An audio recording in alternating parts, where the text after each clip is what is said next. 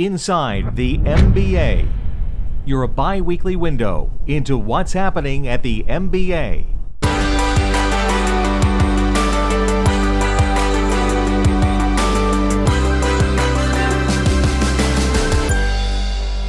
I'm here with Geena Davis, who continues to advocate for women and is making a huge difference for women in the entertainment industry. Geena, thank you for being here today. My pleasure, thank you.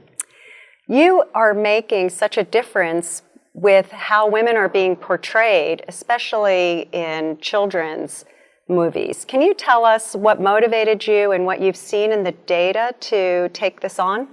So I became aware of the inequality, the gender inequality in kids media when I started watching things with my daughter when she was a toddler.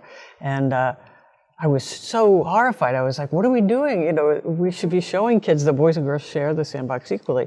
So I decided that I wanted to get the data about it and try to really solve this problem, because if we're training kids from the beginning to have unconscious gender bias, we're creating a problem that we have to try to solve later on. Why not just stop training them to have that bias from the beginning? And I know you started first, as you said, looking at from 11 and under. Right. But then your research expanded. And can you tell us some of the statistics and things we should be aware of in this world where we're being bombarded with images that are shaping the way people think? Well, yeah, it's pretty striking once you have the numbers, and it turns out that in movies, which is worse than TV, in movies, for every one female speaking character, there are nearly 2.5 male speaking characters, and the crowd scenes are even worse. And also, when you look at, for example, occupations of characters in film, 81% of the characters who have jobs are male, and 50% of the workforce is female in real life. So we're not even reflecting, the reality. Right, right. What would you say, as you've been looking at the research and you are taking it now into production companies to educate, which I think is such an important step, what is the most shocking finding that you think they respond to? It turns out that everybody thinks they're doing a much better job than they actually are.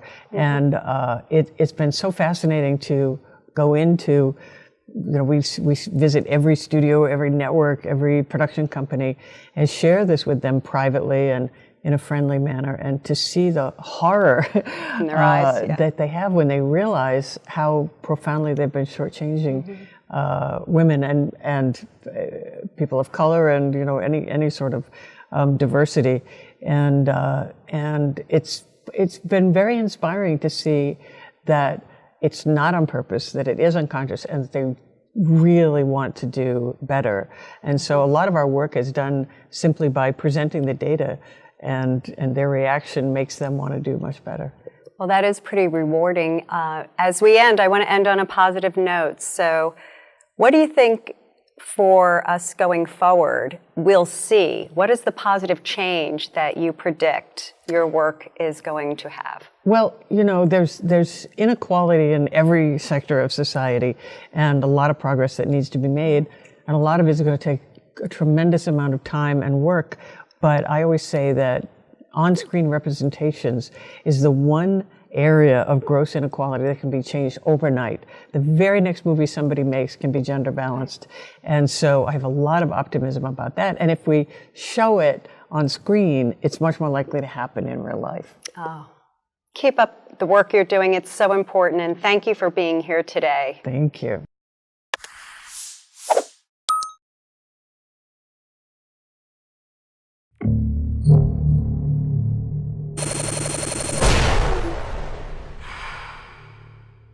This is Mortgage News Network.